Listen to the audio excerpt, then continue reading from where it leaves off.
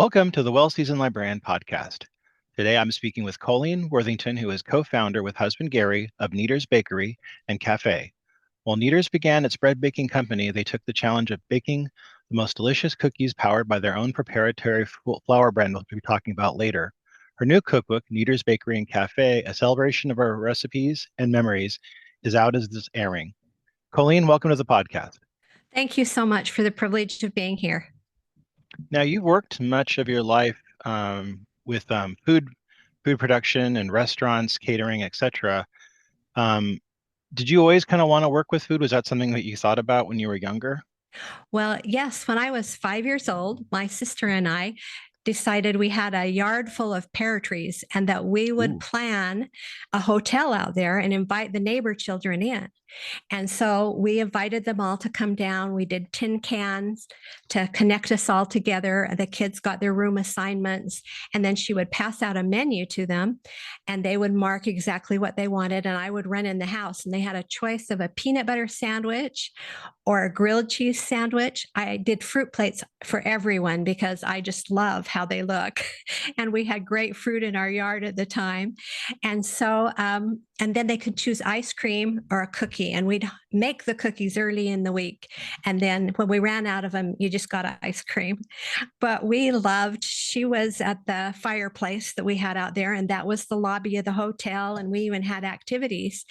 But my part was always the food and delivering it to the rooms at the Pear Hotel. What were some of your earliest food memories that you had growing up? Did you have any like food mentors that kind of taught you baking and stuff like that?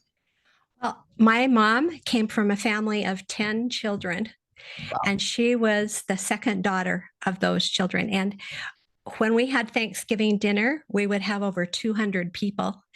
My aunt had a preschool that we would always hold the Thanksgiving dinner at. And these women put on a spread like you could not believe. So each of the 10 women would bring 4 or 5 different pies, and they would fix 4 or 5 different salads. And we had 3 different kinds of sweet potatoes. But food was always a big item. When you went to my grandma's and grandpa's and they had lots of family there to eat, there were so many people around the dinner table that they made the children wait and eat later.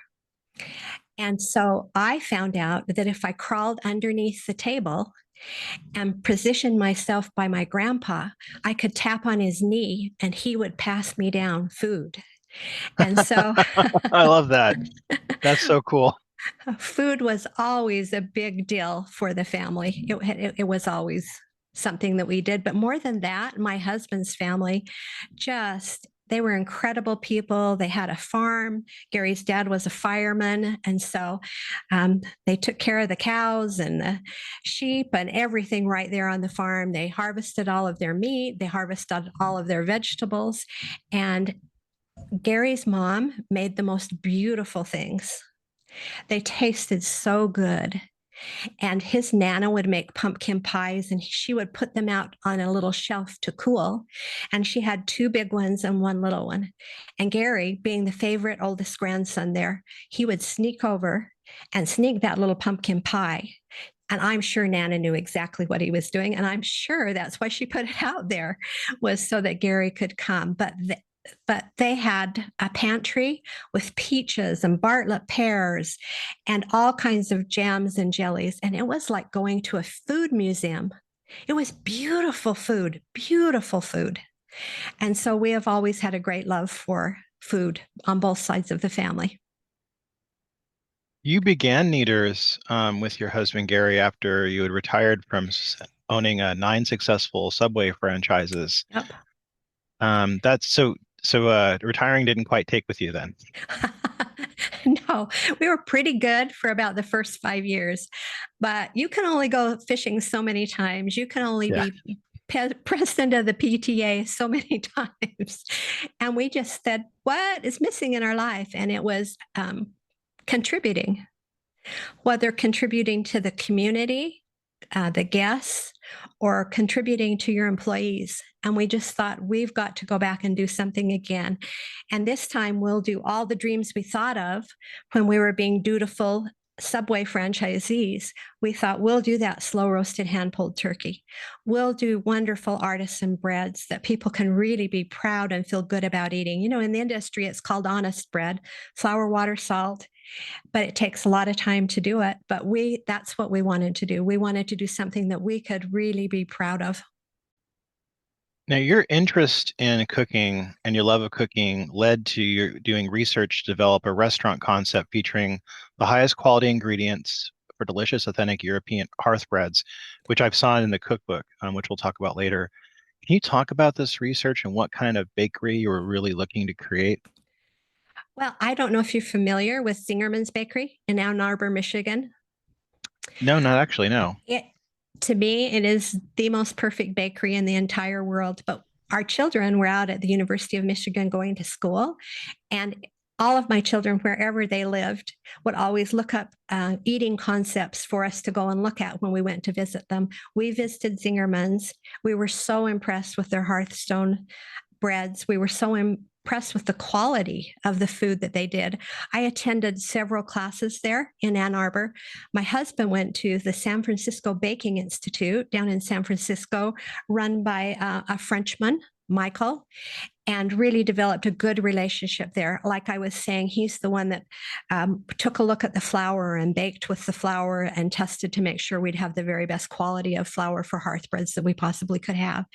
And then I attended in Manhattan, Kansas, when it was really active and up and going, the American Institute of Baking. And I took several classes there, and they would do a delightful thing. They would invite all of these really, really famous European, American, Canadian, English bakers in, and we'd do a week seminar with them.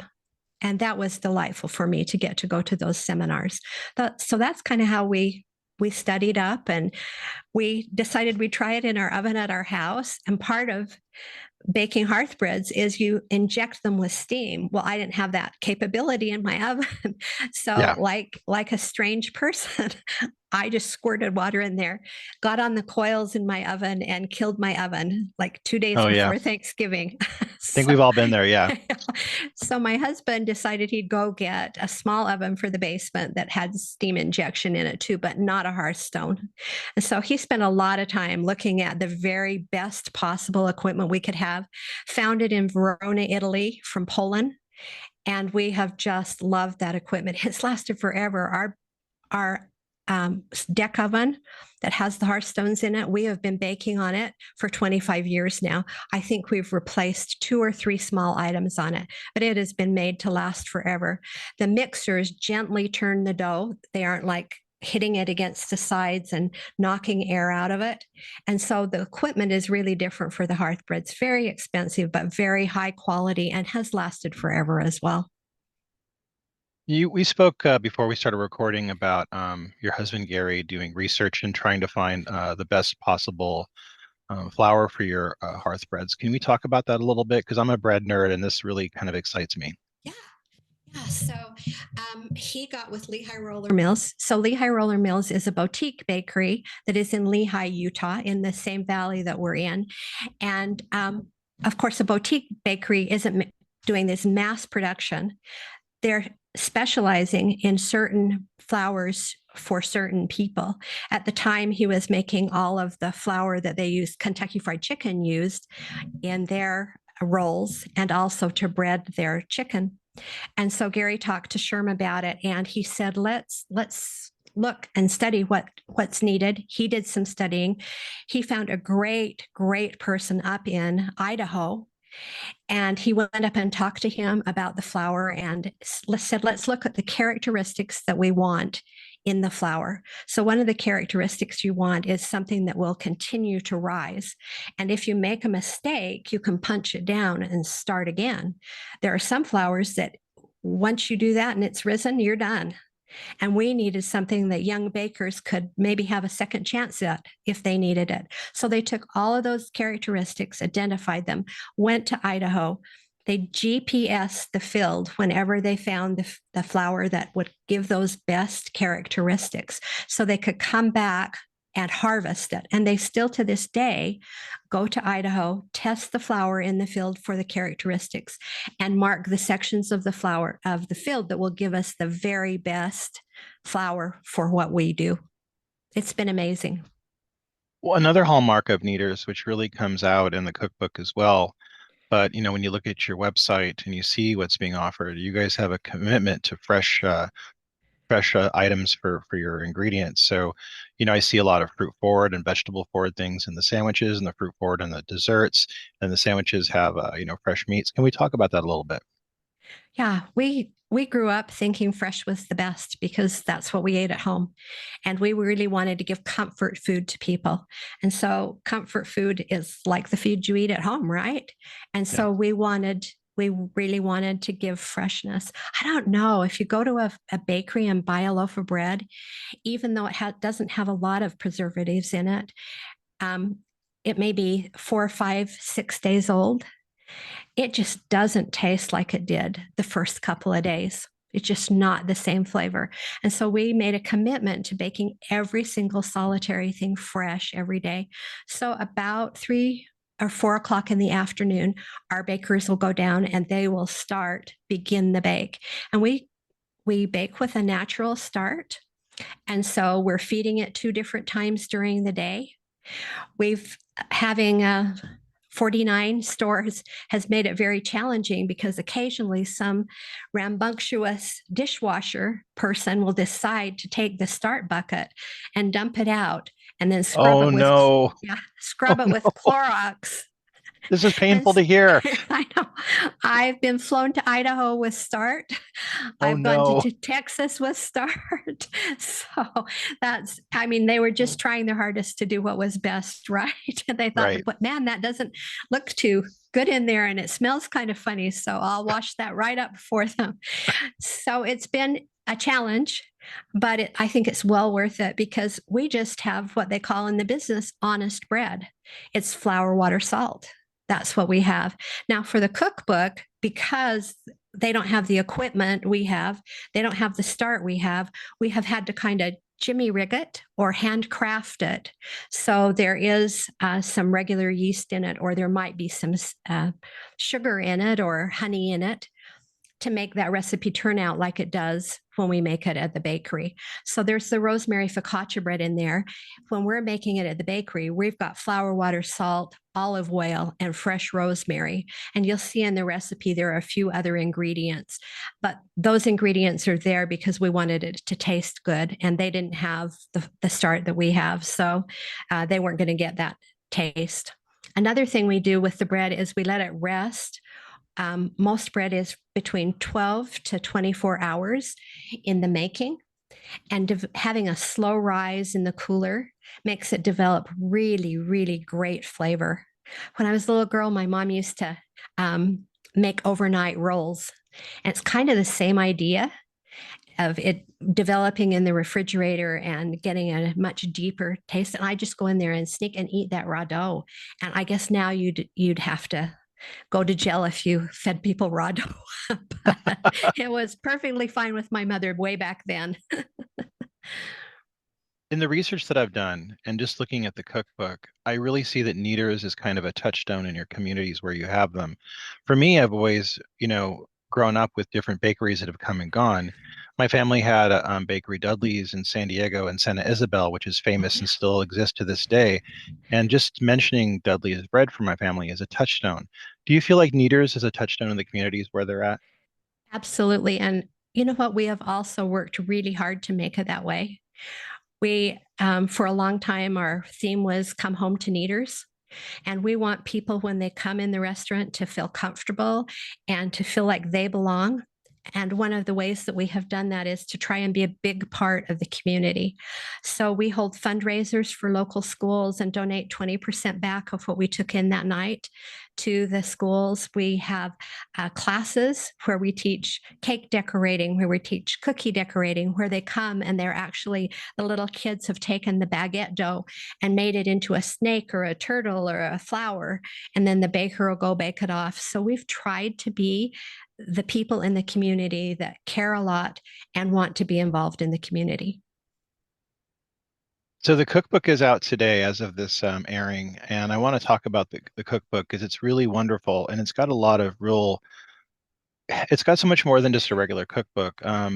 Now, this is the Kneaders Bakery and Cafe Cookbook. And it's obviously got a lot of recipes. It is a cookbook, but it also has a lot of really wonderful recipes for some of your most popular things, like the overnight chunky cinnamon French toast, the artichoke portobello soup, and the blueberry sour cream pie. Now, there's a lot of gorgeous photos, but the thing I think that people aren't going to be expecting and be really delighted with is there's a lot of also photographs of some of the people that work for you, biographies of some of the people. You really show the heart and soul of the business in this. Was that the intent going in to create the cookbook?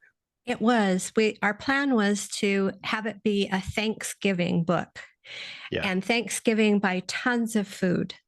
And just, you know, how when you go to grandma's for Thanksgiving dinner, everything's laid out on the table. You couldn't possibly eat it in 2 weeks, but it's just all laid out and looking gorgeous. And we wanted that. So, thus the gorgeous photographs, thus all of the recipes. And then we wanted to give thanks as well. And so those stories are our attempt to give thanks. You know, sometimes people think the bakery is all about Gary and Coleen, and it is so not. It's making me even a little bit teary. It's about all of those people who came and gave everything they had. You know, we stand on the shoulders of those who've gone before us, and some of those people, like Yermonia, who was from Armenia, we stood on her shoulders. She taught us pastries.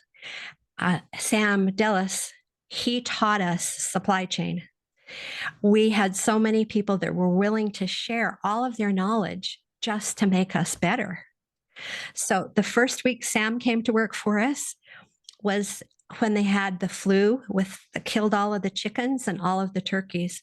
Well, we're a big chicken turkey business. I mean, we sell slow roasted hand pulled turkey every day, and we depend on it. We had taken the family and gone for a Hawaiian vacation. We called Sam on the phone and said, "What are we going to do?" And he said, "I've got this. Call me every morning at 4 o'clock your time, and I will tell you the update on how I'm coming." During all of that time, when so many people were taking chicken and turkey off the menu, Sam kept us in chicken, in turkey. At one point, we were 5 hours away from having to say we don't have any turkey for our most famous sandwich, the turkey bacon avocado sandwich. But Sam did not let us down. And all of those people that we mentioned in the cookbook, they didn't let us down either. There's stories there about my kids, Tammy and David, who we'd sold these Christmas baskets with tons of them. And then we had ordered the pretzel rods to go in them. And so the gentleman came down, and instead of having 3,000 packages of pretzels, he had 300. I'm going, "What are we going to do?" And he said, "I'm sorry, that's all I can make."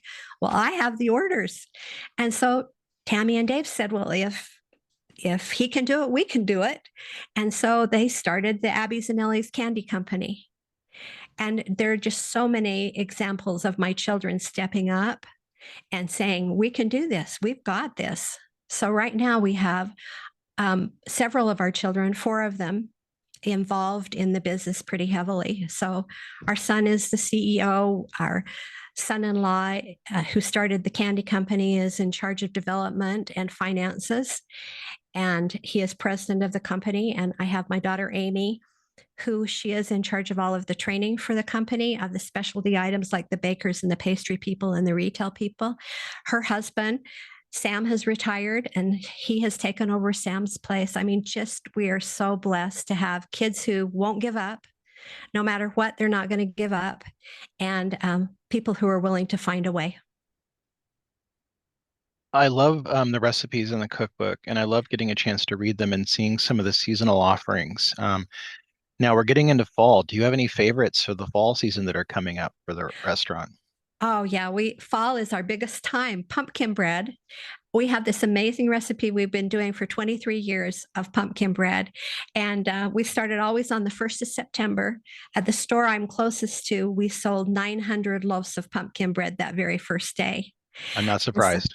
It's a big thing for us. We've got pumpkin pie now, pumpkin chocolate chip cookies that were David's mother's recipe when he was little. We have pumpkin steamers. We have pumpkin cake. We have pumpkin everything. We'll move into gingerbread here pretty quick. Gingerbread and crushed peppermint with chocolate will be the next kind of thing that we move into. But one of the reasons you see so many seasonal recipes is before COVID, we decided we were going to do summers, like the summer of Aloha, the Italian summer, the fiesta summer, and have that just be a promotion. Instead of just having one item we did for the promotion, we did 4 or 5 different items and made it a summer of that, where we played that music, where we let people decorate the stores like that. And so a lot of those recipes that you're seeing in there are seasonal because they were the Aloha summer, or they were the Italian summer, or they were all American summer. So that's been a fun time for us. We're hoping again that we can get approved, maybe doing the Florida Keys, doing a Keys summer. And it's what we've done in the past is let people enter a contest where they can win some tickets or hotel space in that area. So that's a fun time in a way we have of celebrating the seasons too. I love some of the recipes you had, but I just want to speak about a few of them because they were kind of exciting to me. The pineapple turnovers looked just amazing, and the focaccia was incredible looking as well. And I loved. I'm a Halloween fan, so seeing the mummy gingerbread men was really really hilarious, and I Isn't can't that wait to make cute? those for my kids. Yeah, that's got to be popular with the little ones. I mean, that's Oh, got to be yes, it huge. really is. Yep, they love those. And I loved all the stuff for Christmas as well. There was a trifle there. It was a chocolate peppermint trifle that I really want to try that looks delicious. Yes, that's where we get into that chocolate and peppermint. We're making chocolate sweetbread at that time, and we're using our chocolate sweetbread as that base. And then we're Yeah. adding the other items to it. Yeah, that just looks amazing. I want to speak back to the business as well. There was something that I saw that I really liked in my research. You have a kind of you have a blog that you Yeah. utilize, and you change the information monthly to connect with the fans. That's a beautiful thing, and I don't see anybody else doing that. Can you give me some idea of what the feedback is from that blog? Oh, people love it, and they can go and see what we're doing. Most restaurants wouldn't have to do that because it's just same old every day. But for us, with the seasonal items, with the classes that we hold and invite people to come, with everything that's going on, we supporting the schools or having events, we thought, how can we get this information out to people? And we used to send a newsletter to them, and so that they would have that information. And then we started handing it out at the drive-through window and at the guests that were inside, we handed it to. And then we realized, if we want this to also intrigue people and get them to be customers at Kneaders, we need to put it someplace where it's easier to get to. And so that's what we've done. And we just tried to keep people appraised of what's going on at the bakery. And we have people that move away from here, and we have stores in 6 states, but they move away. They move back east where we don't have anything. They move to California, but they still want to know what's going on. And there's also a shop where they can go on if they see something that they like or that they're interested in eating. They can go on and order it from us. We next day ship it to them. And we have quite a lively shop where we mail gift baskets and food items out to people. I want to talk a little bit about your husband, Gary. Now, he has done a lot of the bread recipes. Now, I know that Mm-hmm. his background is he's worked in construction before being a manager of Subways with you. Did he always like to bake, or did he kind of get involved in baking once you started the restaurant or the bakery? Well, at his house, they baked bread 3 times a week, and that was the bread that they ate. His Nana baked bread. He's always enjoyed that. He's loved it. And when we went to the different schools that we attended or workshops and learned from amazing people, it just opened our whole mind up to a lot of possibilities. So that's how he got interested in it. I have to say, though, that our children, wherever they lived, and they've lived all over the United States, wherever they lived, they found bakeries that they thought we would enjoy. And when we'd go to visit them, we'd always go and try their bakeries. So one of the recipes that Gary came up with was with a hazelnut 12 grain sourdough loaf. And so it so happened that it was in El Paso, Texas, where my daughter was. And she took us, they had the exact same pull-in oven that we had, the exact same stuff. So Gary and the baker got to be really good friends. And Gary said to him, we really enjoyed this 7 grain, I think they had bread, but it didn't have hazelnuts in it. Would you mind if I did something off of this theme? And he said, oh, I'd be happy to. So Gary came back and talked to the mill, and they said, oh, well, we don't have a 7 grain. I guess we could make it for you, but we do have a 12 grain. And Gary said, well, I'd love to put some big hazelnuts in it. I think that would be so authentic and European. That sounds wonderful. So I want to ask you also,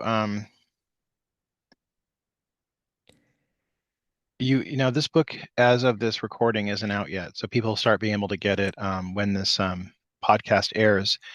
What was it like getting the book for the first time and holding it in your hands after all this hard work?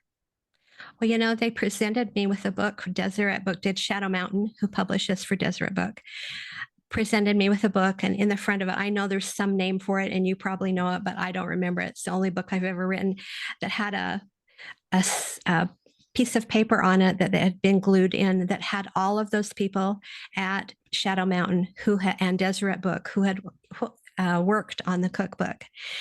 And that's the first time it really became real to me. And I just sat and cried. I sat and cried.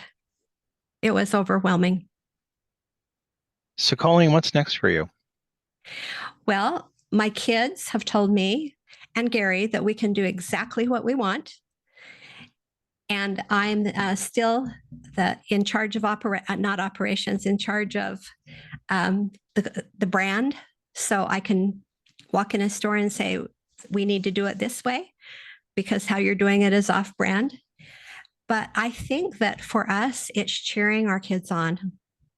I really do. I went to a meeting that they conducted, a regional meeting the other day, and thought, oh my heavens, if I could ever have in my lifetime given a talk, given a teaching moment like my daughter Amy did, it would have been amazing. And my son got up and he had one of the operators of the stores who had come and worked with him, and he had taught why these principles that we were teaching were important, and how she was ready to quit because she just never had any time. But once she started to do the things the way we'd ask it, the Kneaders way, she had a lot of time, and she loved her job and was so happy. And I thought, wow, these kids, they're just amazing. We're going to be the cheerleaders. We're cheering them on. Any hope for Kneaders being in California one day? Ooh, you know, I don't know. I know a lot of people who've gone to California and then closed. So, oh no, that's horrible. It is expensive here. Yeah, it is, and just a lot of problems with employees. Yeah, so. I can imagine. Well, Colleen, I want to thank you for being on the podcast. I love getting a chance to talk to you. For everybody listening, we're going to have links to purchase the Kneaders cookbook in the bio, and you could go ahead and check that out. We'll also have links to the website as well. You can check that out also. So if you're traveling to Utah or Idaho, you can check out Kneaders Bakery. Colleen, thanks for being on the podcast. Thank you very much. Thank you so much. Bye-bye.